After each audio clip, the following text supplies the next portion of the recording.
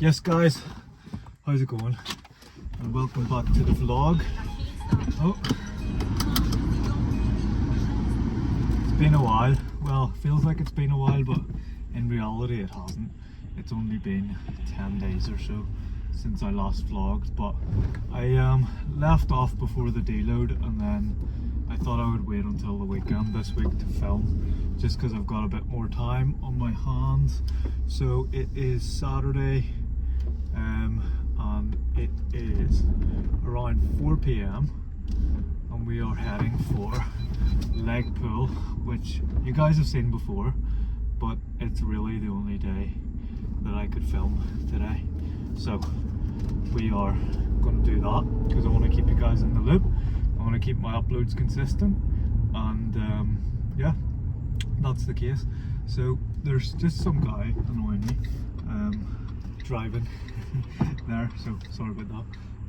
But yeah, so we are officially 11 weeks into prep as of yesterday, and after the deload, I actually honestly still felt pretty wrecked, pretty tired, but I feel that I'm coming back into myself now and just kind of doing the living the bodybuilding life, you know. I'm sort of a bit more in my bodybuilding box, as it were, just getting up, getting what I need to do done, doing the work that I need to do, and then going to bed and doing it again the next day. And that's really what prep is. It's more or less a repetitive pattern of similar things, but I enjoy it. It's mundane, I like it. It's consistent and something that you can rely on. So yeah, I'm feeling a little bit better now after my deload. I haven't done this session in 2 weeks because of the deload, so I'm interested to see how I get on with the deadlift, because obviously body weight is at a new low. I'm sitting around 171 pounds, and the leanest I have been this prep so far. So I'm interested to see how the deadlift goes. Now, a lot of people around this stage would possibly remove that, but for me, I see it as an opportunity to hold on to something, hold on to some form of strength throughout prep, and hopefully I will reap the rewards from that in my, you know, in my back shots, in my rear shots, when we get to the stage. But we shall see. I have not made too many changes to my plan. My high day is sort of not out, but not as often, so it's not weekly anymore. I'm running more sort of low to moderate carbohydrates day to day, and on rest days my calories are, I would say, on the lower side. I mean, for where I'm at, it's not too bad. It's really not too bad. I can't complain, really, because I've been a lot lower before. So yeah, I can't complain. But things have been busy recently, for sure. I started the personal trainer course, which I talked about in a previous video. I have a lot going on with university, and I am working, you know, still working on coaching, still working in hospital, so lots going on at the moment. And yeah, life just keeps on ticking away and things are good. Like, I mean, I've got a lot to do, which I'm happy about. So that being said, I'll get into a little bit how training has been post deload.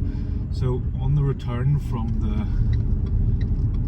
the 4 days off, I felt relatively weak in the first couple of sessions coming back, but then on Thursday for my upper session I felt a lot stronger, and I think that really does happen with deloads. Like, the first couple of days back you're always going to feel a little bit weaker, and then your body kind of gets used to training again. So I'm hoping for a good one here. I made some adjustments to the plan post deload, so there are a few movements that are just a little more suited to stability, and pretty much all sessions. So it's like 4 movements that are different. But yeah, the chest press I've swapped out to something that I can get into a little bit easier on push. I've swapped the hack squat for one that I can get a little bit more out of at the moment. I also swapped the shoulder press because my elbow was not liking the old one, and that is more or less it. So 3 movements actually. 3 movements have been swapped. And training's feeling good. Training's feeling good. I'm always still getting a good pump and things like that. So I'm enjoying training at the moment, and I also enjoy training days because of my squares bar that I romanticize and think about all the time. I get a squares bar pre-workout right now, and that is the absolute highlight of my food intake, that one squares bar. But yeah, I'm trying to drive carefully because I don't want to knock the tripod over.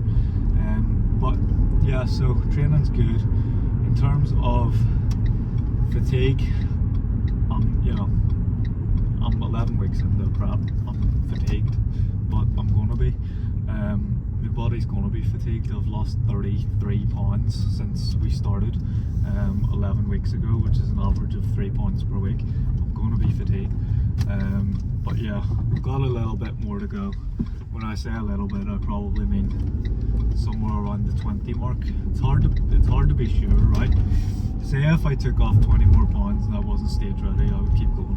That's essentially where we're at right now. We have decided to take pressure off by not stating which weeks out we are or what shows we're doing, what category. I'm just in prep, man. I'm just doing what I need to do day to day, and that has made me feel so much better. So much better. Zero pressure. I'll be ready when I'm ready, and we shall see what the result is. But yes, I'm just pulling up to the gym now. It doesn't look too busy, which is good. I'm a little bit earlier today. I have been finding myself like less social than I normally am, which is a you know, a common thing in a prep. Like whenever I get into the gym, I used to enjoy, you know, chatting to people, being social and having conversations and stuff like that. But whenever I get into the gym now, I just want to train. I just want to train and get my session, you know, you focus on my session so I can get the most out of it, and that's what I'm doing. So yeah, this is looking relatively bad on the parking front, so it means I can talk to you guys for a few more minutes. But yeah, I just want to get in and get my session done.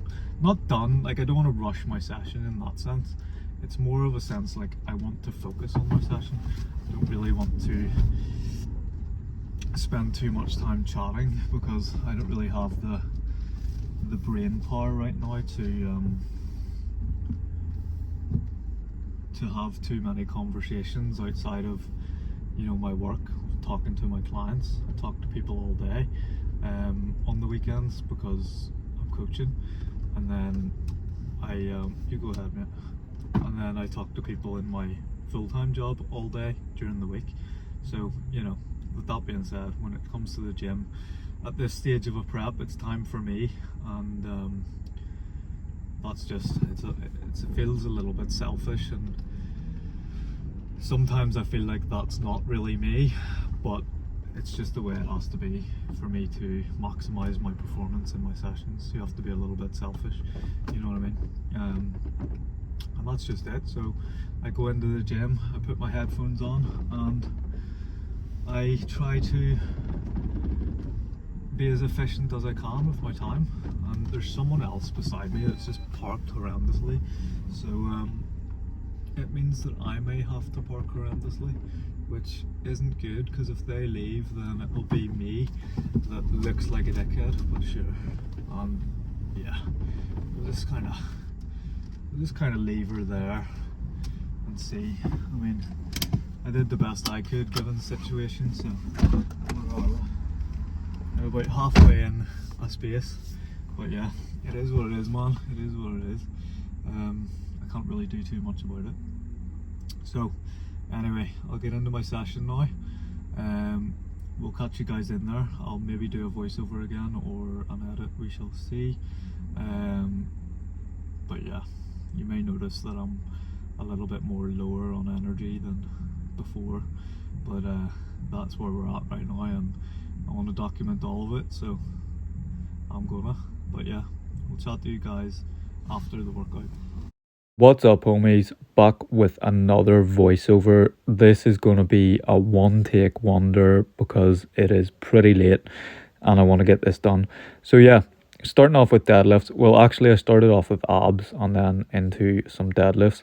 These deadlifts did not go too well because my brace was a lot off. I felt like I had no stomach, but I mean, we'll take the fact that we can still pull 200 11 weeks into the prep. So I'm happy enough with that, and I will continue to deadlift until I'm kind of showing the signs that definitely need to give them a break. Into the leg press then, normally I would do hamstring curl first, but it was taken, so I just thought I'd get my compound sets out of the way. So 10 plates aside here on the Cybex, I had to get relatively ramped up for this one because it's becoming harder and harder to be able to manage this load each week. So I had to get a little bit angry, but luckily I had Megan there to give me a bit of assistance whenever I needed it. And you'll see here that the range of motion on this is really quite large, which is why I opt to use this leg press at least once a week, because I enjoy getting a lot of range, and it's something that I think I can take a lot from. So I use it, and I honestly was going to drop the weight here because of how I was feeling today, but then I said to myself, who do you think you are? Like, would you actually do this normally? And then I kind of amped myself up and just went for the same weight that I'd gone for before. Peep the veins pre that set. So yeah, into some hamstring curl, some new veins in the side of the legs, which is pretty cool to see. I have changed this movement from a single leg standing hamstring curl to a dual leg lying hamstring curl simply because of time efficiency. Whenever I'm in the gym now, it's, as I said in the car, it's not a case of I want to rush my sessions, but I do want to prioritize my work and give all my focus to training when I'm in the gym. So I do feel that sort of saving myself a bit of time by doing double leg hamstring curls isn't going to cost me anything, so I may as well do that for the rest of prep. You'll see this movement was a little bit uncomfortable for me because, like, obviously with a new movement it takes some time to learn the skill of that movement again. So you'll see me playing around with hand position, stuff like that, getting my bracing on point. Wasn't sure which load to use, so opted for a relatively light load, but got a pretty good connection. You'll see my hamstrings contracting quite well. I mean, I mentioned in the last YouTube video, I like to treat my hamstrings like biceps. Spend a good bit of time in the lengthened, pause there, and then explode up with a contraction. So yeah, that was more or less that set. I don't really go past reps where I can't get it fully short. And then again, another set here with the new leg veins, which I'm absolutely excited about.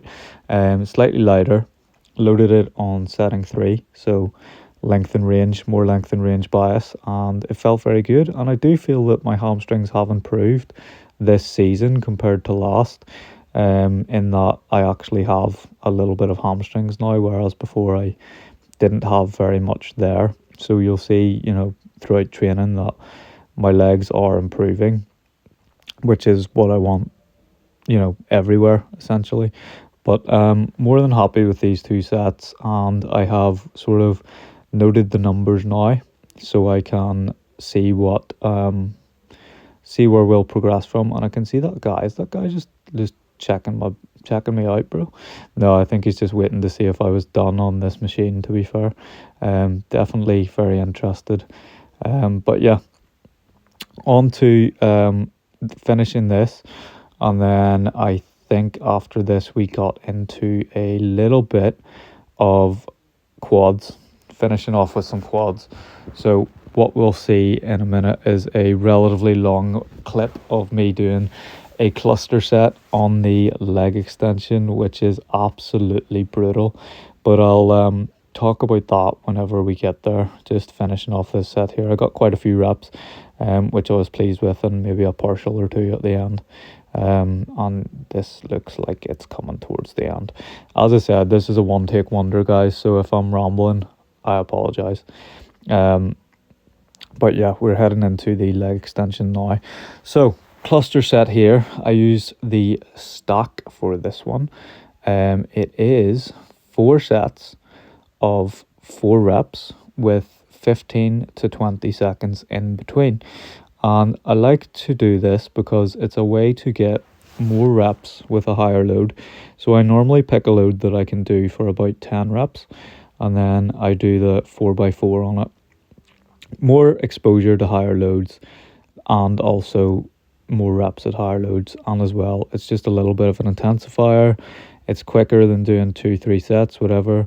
Wow, I do not look very good in this. Oh my goodness, look at my face. Prep face is starting to kick in for sure, guys. I can see some sunken in eyes there. That didn't look great. Oh, that's not ideal. As you can tell, I'm feeling a little bit more energetic now post-workout and my post-workout meal. But yeah, in the gym today I was relatively zonked and not really in the best of moods, but we still managed to get an excellent session in and chat to a few people toward the end of the session when I was feeling a little bit better. I always find that whenever I go into the gym and prep, at the start I'm not very approachable. I just want to get through the workout, but more towards the end I do become, a little bit more chatty, which is a good thing.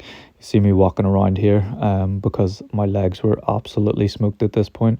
It's cool to see that guy killing it in the background. He looks like he's working really hard on the hamstring curl, so I do enjoy seeing other people work pretty hard. He's taking some partials there, which is, yeah, cool. That guy's cool.